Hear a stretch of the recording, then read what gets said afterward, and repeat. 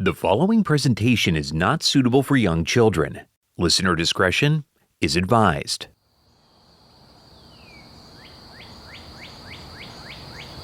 On a muggy August 1940 morning in Lyon, France, René Carmille woke up to his radio, which was issuing a news report. Colonel Charles de Gaulle has been convicted in absentia by a French court and sentenced to death. He switched it off in disgust. A sham trial held by a sham government with a sham verdict against one of the true heroes of the last few weeks. Those were in short supply. 2 months earlier, in May, Carmille and many of his fellow 41 million French watched in horror and dismay as the army of Nazi Germany blitzkrieged its way through Norway, Denmark, Luxembourg, Belgium, and finally, France's Ardennes region. Like his fellow French, Carmille followed the news reports with dread as Nazi Germany quickly overran France's defenses. The Nazi army was led by its tank divisions, armored vehicles that were ultra-fast for the time. Carmille got up and put on his army uniform. He was a soldier. But he looked every bit the French bureaucrat, middle-aged with thinning hair and glasses. He headed downstairs, where his wife and young son Robert were waiting. There wasn't time for breakfast, they knew. So Camille grabbed a piece of bread, kissed them goodbye, and headed out. René Carmille was a general in the French military, but he wasn't needed on the front lines. He was needed at his office, Lyon headquarters of the French Army's accounting division, which was part of the Army Administration Control Corps. When he arrived at the office, he heard the familiar whirs and clicks of the Hollerith machines. Since 1932, the French Army's accounting department relied on these machines to keep track of each of its 4.7 million soldiers. Of course, since the French government surrendered to the Nazis a few weeks earlier, these almost 5 million soldiers were forced to stand down. The Nazis occupied Paris and the northern half of the country, while Lyon and the rest of the south was under the control of the collaborationist Vichy government. But it was clear who was in charge. When Carmille arrived, his staffers looked agitated. Understandable. These days, everyone had to choose to collaborate with the Nazis or face prison, or worse. An aide ran up to him. "General, the general manager at CEC Paris is on the phone. It's urgent." CEC Paris was a subsidiary of IBM, which supplied Carmille's Hollerith machines. He hurried into his office and picked up the receiver. "General, I'm afraid your request for spare parts and punch cards will be delayed indefinitely." "What's wrong?" "I'm getting reports from all over France that the Nazis are confiscating our machines. Their tanks arrive and the Holleriths vanish. If they haven't come to Lyon, they will soon." "Thank you." Since France's surrender a few weeks earlier, Nazi tank divisions roamed across the country, confiscating Hollerith machines, which mostly belonged to French banks, railroads, and the military. True, these were just machines, but Carmille understood their potential. And if France ever hoped to be liberated from Nazi rule, he needed these machines. For weeks, Nazi soldiers had marched through the streets of his city, brutalizing French citizens both Jewish and Gentile alike. He'd have to wait till dark to execute his plan. That night, Carmille waited until his last employee left the office. Then, he unplugged his rapid counting machines, about the size of a small piano, loaded them onto hand carts, and brought them to a truck he'd borrowed from the motor pool. He knew of a disused garage in town, so he headed there, hoping to avoid Nazi patrols. When he arrived, he unloaded the previous machines. If he could somehow keep these machines out of Nazi hands, Carmille knew they could help him save his country. On this episode, World War II, the Holocaust, early computing machines, the French Resistance, and the birth of ethical computer hacking. I'm Keith Corneluk, and you're listening to Modem Mischief. You're listening to Modem Mischief. In this series, we explore the darkest reaches of the internet. We'll take you into the minds of the world's most notorious hackers and the lives affected by them. We'll also show you places you won't find on Google and what goes on down there.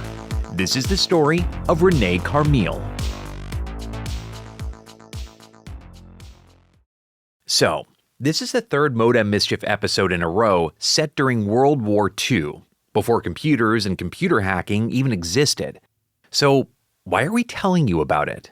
Because, like the Alan Turing episodes, which we did last time, the story of René Carmille helps us understand how today's computers arrived, and more specifically to this program, computer hacking. With that, on with the show. At some point, the Nazis were satisfied they'd confiscated enough Hollerith machines in France. René Carmille was able to return his two from the garage to his office at the Army Financial Office. Nobody came looking for them. Perhaps because the average Nazi, or average French person, didn't understand what they did. But Carmille did, and he had plans for them. When it came to the national census, France was decades behind countries like the US, the UK, and Germany. In France, most record-keeping was still done by hand, which was virtually useless in a country of that size. Carmille knew Hollerith machines could change everything. True, he was still an army officer and not a national statistician, but he also had enough foresight to recognize where things were going. So in September 1940, Carmille approached the Vichy government and offered to conduct a national census of every French working person aged 13 to 65 using his Hollerith machines. The Nazis were delighted. Currently, Germany was shipping tens of thousands of French workers back to Germany to make up for manpower shortages. A new accurate census would make that much easier. Carmille was appointed the head of the new Vichy Demographic Service and began his census. But Carmille had an ulterior motive.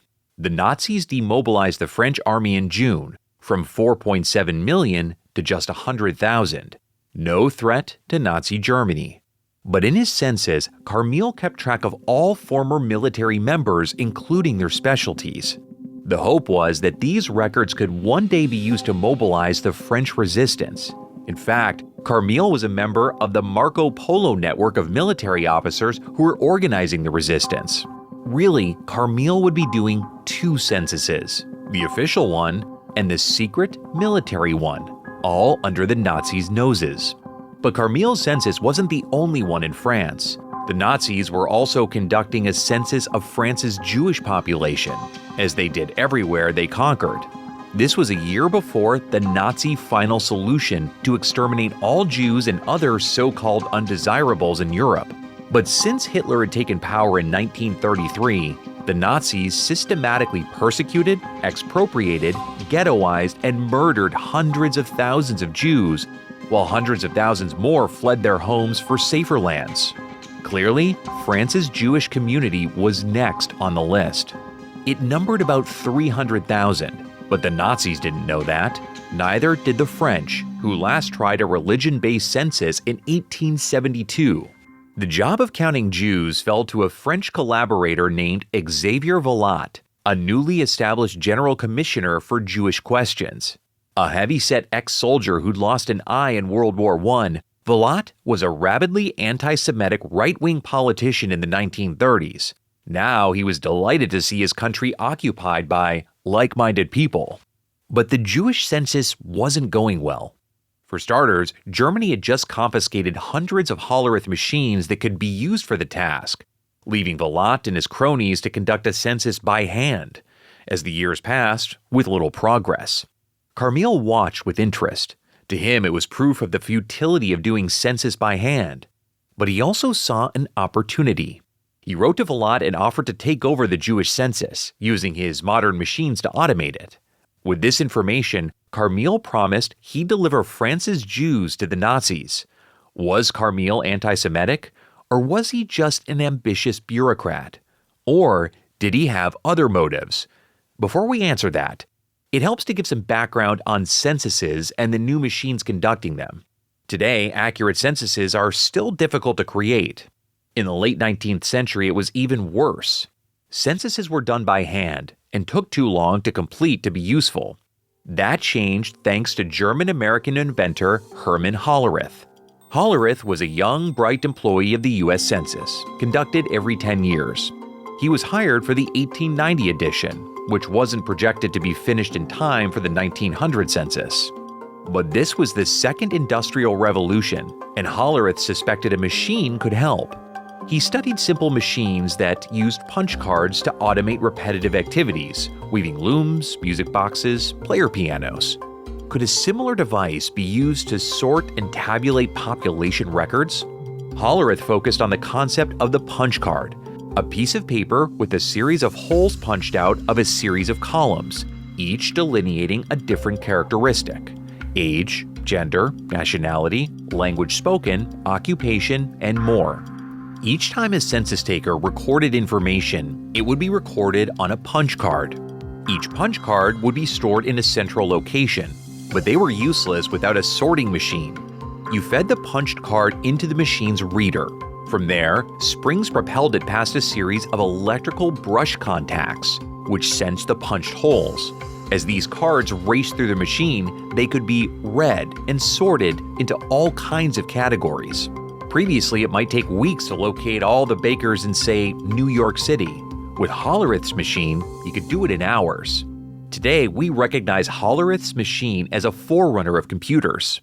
Hollerith revolutionized the American census in 1890, but this was just one potential application for this machine. Observers quickly realized it could be used for everything from insurance statistics to banking to railroad management, not to mention a dizzying array of military uses. Hollerith proved ill-suited to turn his invention into a company, so he sold his designs to an industrial conglomerate. It was originally called the Computing, Tabulating, Recording Company, or CTR, but eventually it was renamed to International Business Machine, or IBM. And that's right, that IBM. Under the leadership of Thomas J. Watson, IBM expanded to more than 70 countries around the world, often operating through subsidiaries. One of IBM's most eager customers? Germany. IBM's Germany subsidiary was named Deomag, and through Deomag, it supplied machines and punch cards to the Weimar Republic and then Nazi Germany. With these Hollerith machines, the Nazis conducted multiple censuses of its citizens, in particular, its Jewish residents. IBM's relationship with Nazi Germany was so important that Hitler awarded Watson the Order of the German Eagle. Under pressure from American anti-Nazis, Watson was eventually forced to return the medal in June of 1940, around the time the Nazis invaded France. Watson's decision destroyed IBM's relationship with Nazi Germany. This is why the Nazis confiscated those hundreds of Hollerith machines after invading France. By this point, there were thousands of Hollerith machines across Europe. The Nazis gladly used them both to conduct their war and to persecute Jews and other undesirables. Most Europeans didn't know they existed, or what they did, much less how important they were to the war, with the exception of René Carmille. Born in 1866, Carmille showed an early aptitude for mathematics and statistics. Like many of his generation, Carmille had to put this on hold to fight in the Great War. Carmille served as an artillery commander, then was recruited to join France's Second Office, its top spy agency. This relationship is likely how Carmille later joined the French Resistance. After the Great War, Carmille studied at the prestigious French Polytechnical School, graduating in 1924.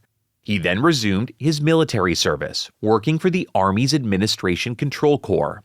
He was an accountant. It suited him. Carmille always looked for ways to make Army record-keeping more efficient. When IBM salesmen pitched their Hollerith machines in France in 1932, he enthusiastically encouraged his government to buy some. He installed these machines at an Army weapons factory in Puteaux, an explosive factory in Sevron-Livry. Soon, Carmille's machines revolutionized the factory's bookkeeping. Every machine, spare part, requisition order, payroll receipt, and more could be documented and quickly accessed. The French Army took note, and Carmille rose up the ranks, becoming the Army's Controller General. Carmille saw potential for more than just bookkeeping. The Hollerith machine could keep track of each factory's payroll records, including dozens of personnel details. But why stop there? Why not create a national database for all French citizens? In 1935, Carmille proposed the creation of a 12-digit identification number for every French citizen. Each digit would denote a different personal detail, and each ID number would be documented on a Hollerith punch card. But the French government rejected it. France was always slower to adapt modern census methods than its European neighbors. For the rest of the 1930s, Carmille sought to modernize France's census system. In 1936, he wrote a book outlining the many applications for Hollerith technology that could revolutionize France. He traveled to Germany twice and studied Hollerith systems managed by Deomag, the IBM subsidiary. But he couldn't ignore Germany's deplorable treatment of its Jewish citizens. During these visits, he witnessed Jews being paraded around Berlin wearing humiliating signs. Carmille published articles in several French journals decrying both Nazism and its treatment of Jews. In an article called Views of Objective Economy, he wrote, "German Hitlerism therefore conceived the totalitarian state and brought about an offensive nationalism which suppressed all human freedom, even that of thinking in silence." In another article titled On Germanism, he wrote, "The truth is that the success of German anti-Semitism comes from a need for places. This language has won over the crowd of engineers without a place, lawyers without a cause, doctors without clients. Anti-Semitism can only get worse. New measures are needed to justify the old ones." In May of 1940, war came to France. Like thousands of other French technocrats, René Carmille faced a choice: collaborate with the Nazis or resist. To the Nazis, René Carmille seemed to be the perfect collaborator. Skilled in statistics and modern technology, someone who could help them corral the French population into neat little boxes. When René Carmille volunteered to conduct a national worker census and then a Jewish census, he seemed too good to be true. And he was. They had no idea he was a highly placed member of French intelligence or an ardent anti-fascist and Jewish sympathizer. So when René Carmille accepted the assignment to conduct a census of France's Jews, the Nazis had no idea what his true intentions were: to sabotage the Jewish census completely. Obviously, for Carmille, the stakes couldn't be higher. If he were found to be part of the French resistance, he'd be executed. This didn't stop him. For Carmille, secrecy was the top concern. There were few he could trust. One of those was his 22-year-old son, Robert. With so many manpower shortages, René needed Robert's help to manage the Lyon office while he traveled to various branches across southern France. One day in late 1941, René was watching Robert as he was converting the written census into punch cards. Robert came to question 11, which asked, "Are you a member of the Jewish faith?" The respondent answered yes, so Robert went to punch the appropriate box.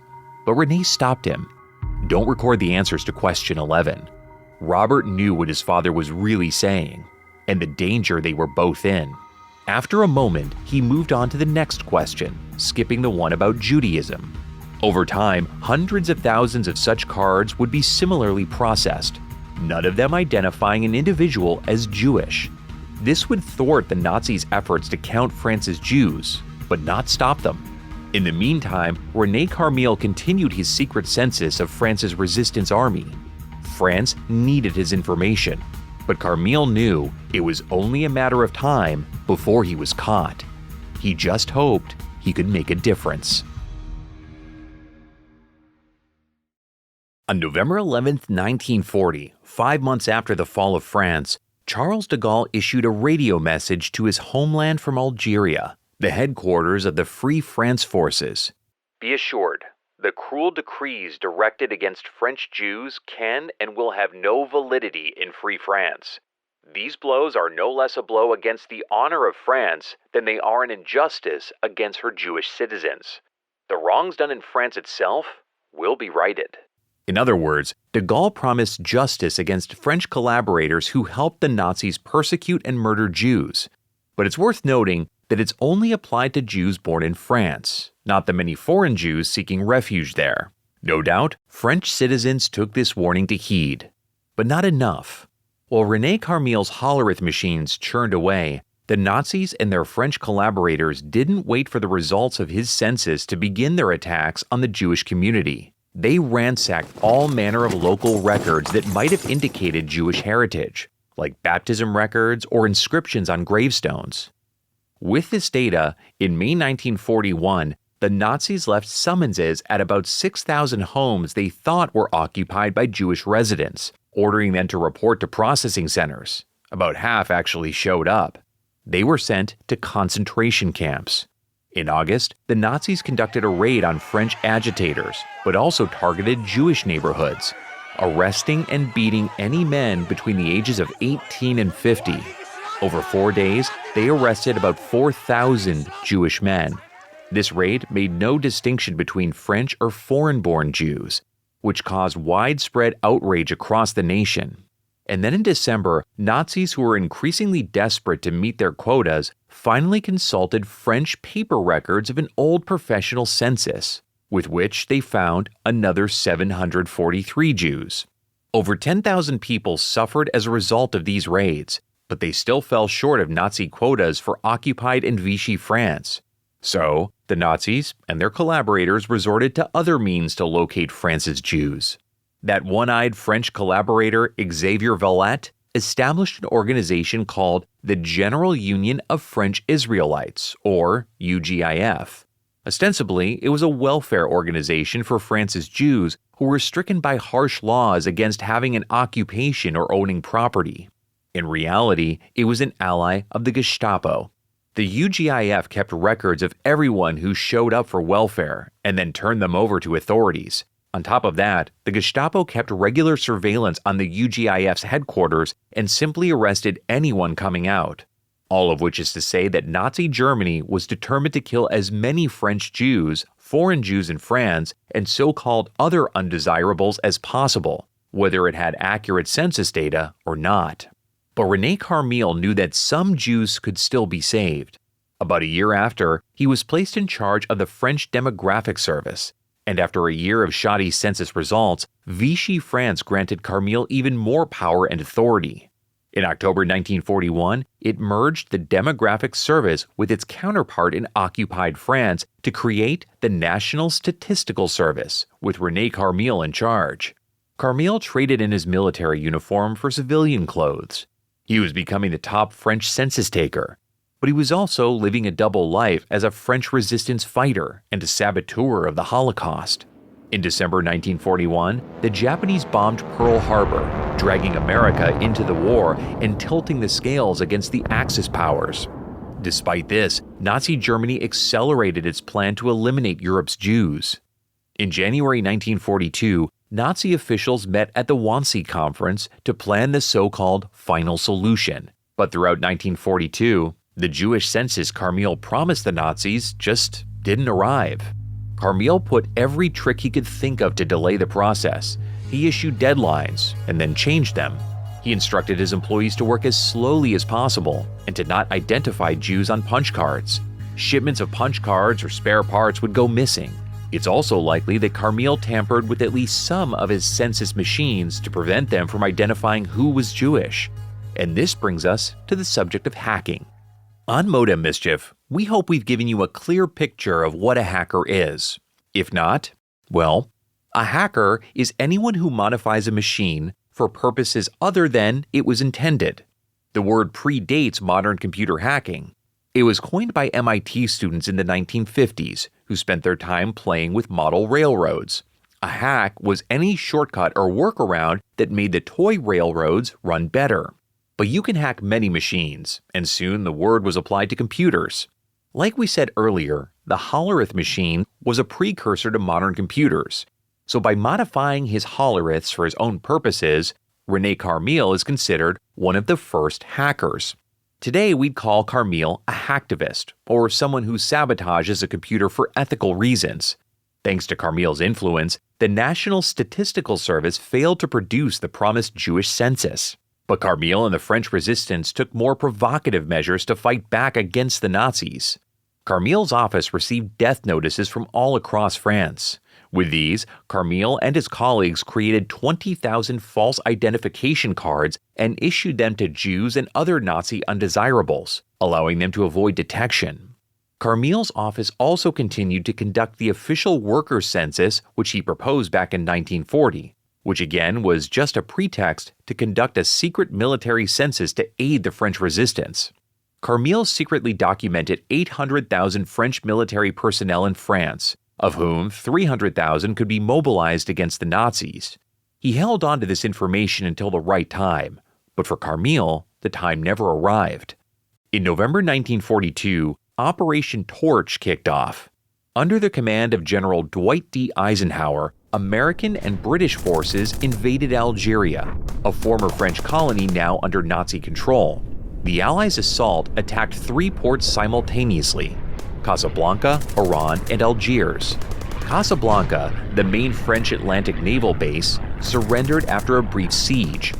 Oran surrendered after bombardment from British battleships. In Algiers, meanwhile, the French resistance recently launched a coup against the Vichy government, throwing its defenses into disarray. Once landed, 107,000 Allied troops faced about 120,000 French, plus another 24,000 Germans and Italians. But thanks to secret negotiations before the invasion, many French soldiers who still chafed under Nazi rule embraced the Americans and British, their former allies in World War I. Soon, the Nazis were out of Africa. Then, tens of thousands of French soldiers previously loyal to the Vichy government merged with the Free French forces under Charles de Gaulle to create the French Liberation Army. This army would contribute to combat operations for the rest of the war. But how did the French organize their resistance army so quickly and efficiently? With the help of René Carmille. In his capacity as director of the National Statistics Service, René Carmille set up a census office in the country, which used Hollerith machines to count Algeria's Christians, Muslims, and Jews. After the invasion, the Free French forces converted the Algerian Hollerith machines to their own purposes, creating identification cards for every member of the emerging Free French army. Within days, de Gaulle and his people tabulated 200,000 pro-French combatants in Algeria. It was a massive victory for the French, and the Nazis responded. Days after the invasion of Algeria, the Nazis retaliated by invading the Vichy-occupied region in southern France. Now, all of France was under Nazi control. Whatever advantage Carmille had from working with the Vichy government was now gone. Carmille knew that he was in trouble. A few weeks after the invasion of Algeria, he set fire to all of his mobilization records and buried the most sensitive of documents. But there was no way to avoid suspicion. Naturally, Nazi Germany wondered why Carmille's Holleriths in Algeria could organize an entire army in days, but failed to tally France's Jews for more than a year.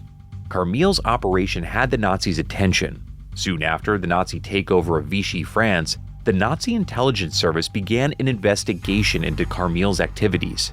The task was assigned to a Nazi intelligence officer named Walter Wild. Other than his name appearing in a few documents, we don't know much about him. Nazi spies infiltrated Carmille's offices and discovered evidence that he wasn't keeping track of France's Jews. This information was forwarded to Wild's office, and he wrote a report to his superiors which read, "The section received from Paris a dossier in which there was found information about a special bureau in Lyon, which, under the cover of a census of the population, was in fact a secret mobilization office. We'd been informed that nearly all the directors of that office were German officers or superior officers of the resistance. The demographic office could find, in a matter of moments, using special cards, all the specialists, like aviators, tank drivers, mechanics, etc. Both officers and enlisted personnel needed to make up organized units. This was not a census bureau, but rather an office of mobilization." Yet the Nazis made an unusual decision to leave Carmille alone. For now. As we mentioned, France's national record-keeping was still in disarray after decades of neglect, and the Nazi confiscation of France's Hollerith machines made this worse. Carmille's worker census was the only reliable accounting of France's labor force. Nazi Germany needed French workers. Every month it was still forcibly relocating thousands of French workers to Germany to make up for its manpower shortages. This included French clerks, bankers, train conductors, engineers, mechanics, and everyone who could help the Nazi war machine. The Nazis needed Carmille, even if they knew he was a traitor. Did Carmille know he was under suspicion? We don't know. Throughout 1943, he continued his day job of tallying France's working population and continued to delay the results of the Jewish census. He navigated the increasingly difficult corporate terrain between IBM, its French subsidiary, CEC, and its German subsidiary, Deomag. He even found time to deliver a graduation speech at his alma mater, the Paris Polytechnical School. No power in the world can stop you from remembering that you are the heirs of those who defended the country of France, from those who stood on the bridge of bovines To those who fought at the Marne, remember that. No power in the world can stop you from remembering that you are the heirs of Cartesian thought, of the mysticism and mathematics of Pascal, of the clarity of the writers of the 16th century, and the perennial accomplishments of the 19th century thinkers. All this in France. Remember that. No power in the world can stop you from realizing that your institutions furnished the world with great thinkers. That freedom of thought has always existed with rigor and with tenacity. Remember that. No power in the world can stop you from knowing the immense work of your ancestors is for you a categorical imperative which must guide your path of conduct. Remember that. All of this is written in your soul, and no one can destroy your soul, because your soul only belongs to God. Read one way, it was an innocuous encouragement for future students. Read another, it was a defiant call to arms against Nazi oppressors. Regardless of this intent, Carmille's days were numbered. At noon on February 3, 1944, René Carmille was in his office at the National Statistics Service when he heard the heavy thudding sound of jackboots coming down the hall. He knew it was coming, and he didn't see any point trying to escape. Soon, his office door opened. Several SS soldiers stormed in. Their commander held an arrest warrant. Carmille was dismayed to see that the SS officers had already handcuffed his chief of staff, Raymond Juin.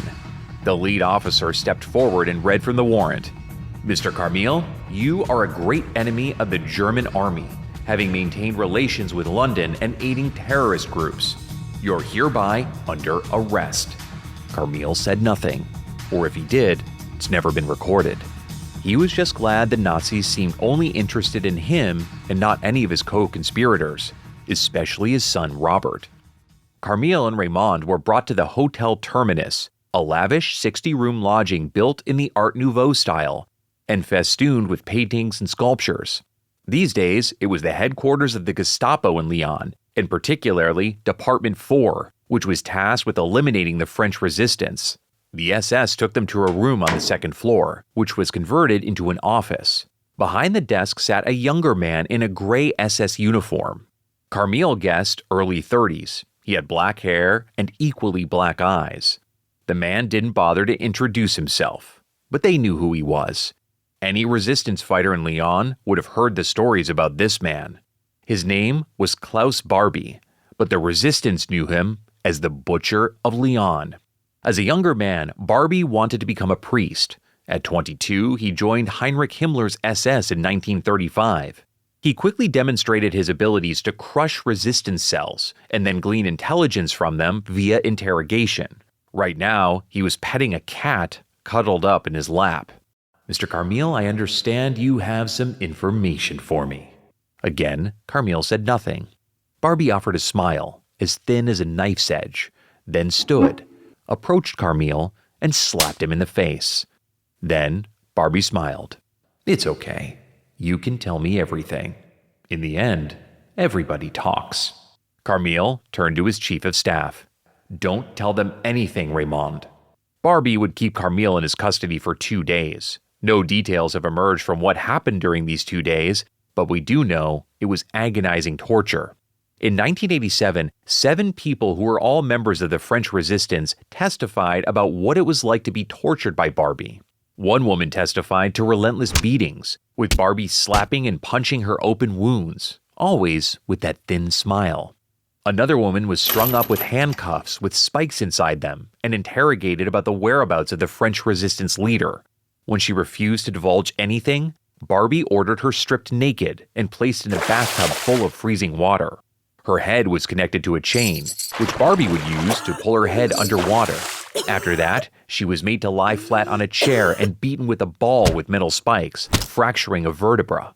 Again, we don't know what happened to René Carmille or Raymond Juin during those 2 days of torture. To Barbie, Carmille was just one of thousands of French resistance fighters and Jews to be interrogated and then disposed of. But we do know that they never talked. They never gave up anything about the resistance or his efforts to create a secret military registry or sabotage the Jewish census. After 2 days, Barbie had enough. Carmille and Joanne were sent to Montluc prison in Lyon. From there, they were transferred to the city of Campan in northern France. In July 1944, in the days following the Allied invasion of France, the two French technocrats were placed on a so-called death train. The journey took them about 500 miles east, but Joanne died of suffocation on the way. Now alone, Carmille arrived at a site about 10 miles outside of Munich. It used to be a munitions factory, but today it was home to the concentration camp Dachau. Like hundreds of thousands before him, Carmille would have been examined by a Nazi physician to determine if he was physically fit enough for forced labor. Those unfit were shipped to a gas chamber in Hartham, Austria. Carmille was evidently deemed fit enough, so his head would have been shaved, and he would have been assigned a striped uniform and tattooed with a registration number, 76608. Ironically, his name and registration number would have been cataloged for by a Hollerith machine. Dachau was just one of 12 concentration camps that used them to catalog its prisoners, which included Nazi political adversaries like Carmille, as well as Roma, gay men, the mentally ill, so-called antisocials, and of course, Jews. These Hollerith machines were all provided by IBM's German subsidiary Deomag. Most likely, Carmille and thousands of other prisoners would have been forced to make munitions for Nazi Germany, artillery shells, bullets, explosives, and so on. This was Dachau's specialty in 1944.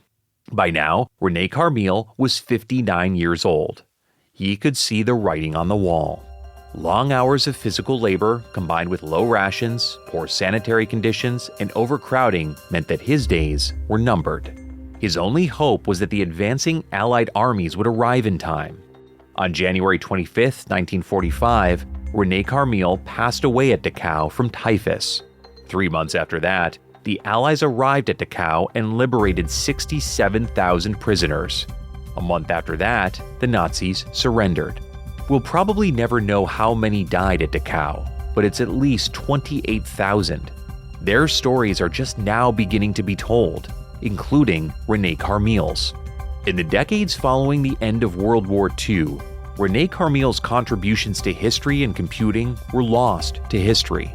It was only in the 1990s that his story began to be told, but the fight wasn't over. In the mid-1990s, about 50 years after the war was over, the French government, under Jacques Chirac, finally opened the country's World War II archives from both occupied and Vichy France. From there, a team of journalists and historians analyzed the data and presented their findings.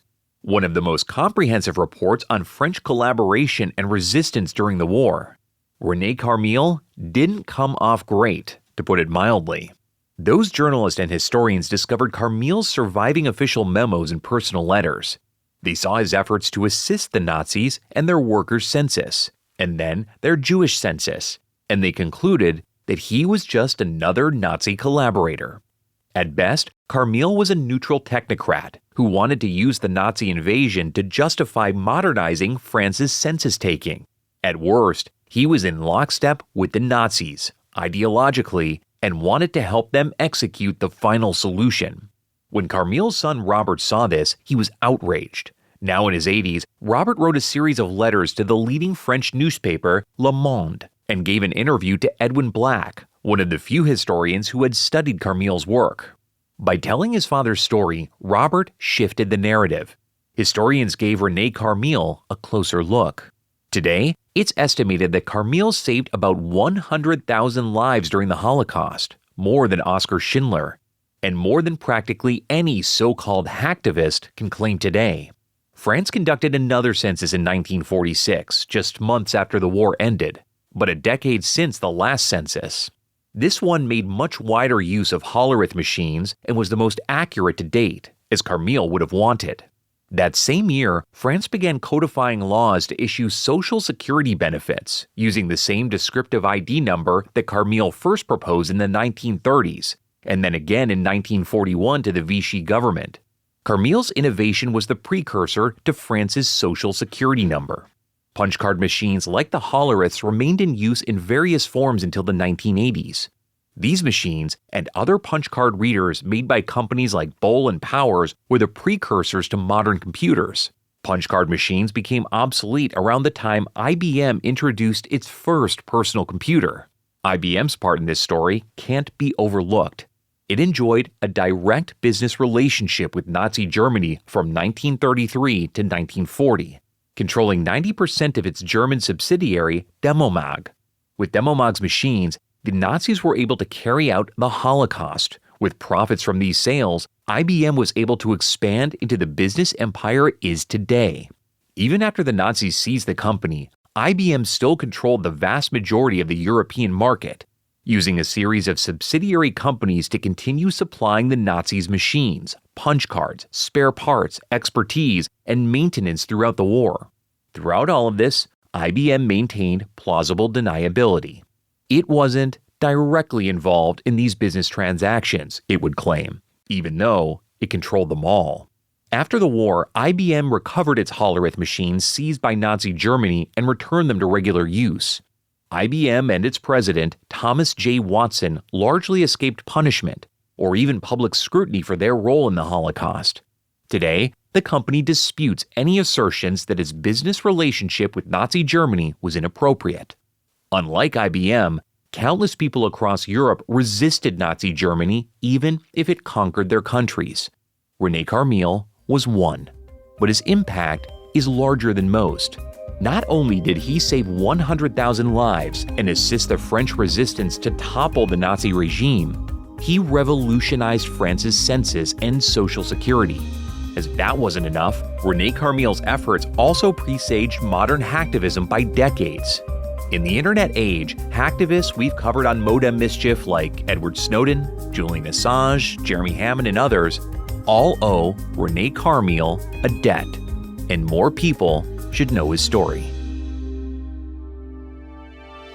I'm Keith Corneluk, and you've been listening to Modem Mischief.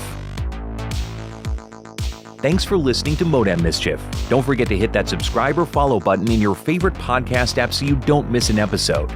This show is an independent production and is wholly supported by you, our listeners. And the best way to support the show is to share it.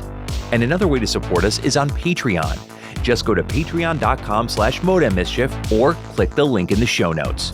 You can also support us through a paid subscription on Apple Podcasts if that's your jam. For as little as $5 a month, you'll receive an ad-free version of the show plus bonus episodes exclusive to subscribers. Modem Mischief is brought to you by Mad Dragon Productions and is created, produced, and hosted by me, Keith Corneluk. This episode is written and researched by Jim Rowley. Edited, mixed, and mastered by Greg Bernhard, aka This Dude is a Bad Greg. The theme song You Are Digital is composed by Computer Bandit. Sources for this episode are available on our website at modemmischief.com. And don't forget to follow us on social media at Modem Mischief.